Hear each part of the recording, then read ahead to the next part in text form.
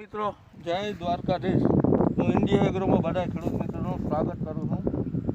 જેમ અમે પહેલાં અહીંયા જોવા આવ્યા હતા એ રીતના વાત કરેલી હતી, એ જ રીતના કેયુરભાઈ કણજારિયા ગામ હરિપર વીરાવાલાવાળા એના જીરું જોવા આવ્યો હું ભાઈ। તો મેં તે દિવસે કીધું હતું કે કેયુરનું જીરું પાકે ત્યાં સુધીમાં હું ઓછામાં ઓછું 3 થી 4 વિઝિટ કરું છું। તો હવે આપણી આ છેલ્લી વિઝિટ છે। તો આ જીરું લગભગ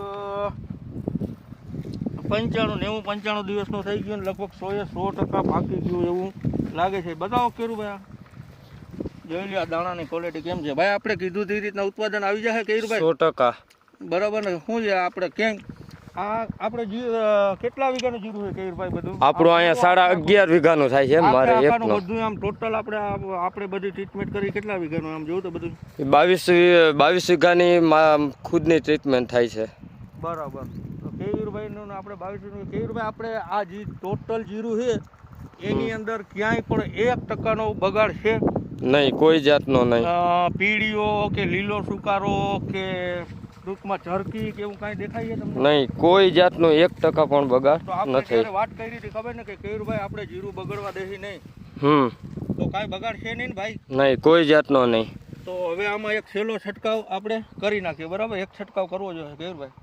હા બરાબર, તો એક છંટકાવ કરી નાખી। બાકી અત્યારે જીરુંમાં 1% બગાડ નથી છે કે નહીં? કોઈ જગ્યાએ કાંઈ પણ નહીં। સારું, તો કેયુરભાઈ આમ લઈ લ્યો તો આ બધું એવી રીતના આમને આમે બાકી કેયુરભાઈની બહુ સારી એવી મહેનત છે ભાઈ, અને દવા અને બહુ ચાઈથી છટાય, કમ્પ્લીટ ડોઝ માપ અને કાયદેસર માપથી દવા છટાય તો જ રિઝલ્ટ સારા મળે। એટલે કેયુરભાઈ, નીતિન ને એ બધા દવા તો બહુ સારી રીતના માપની સાથે જોઈ લો કે ભાઈ અહીંયા કરો તો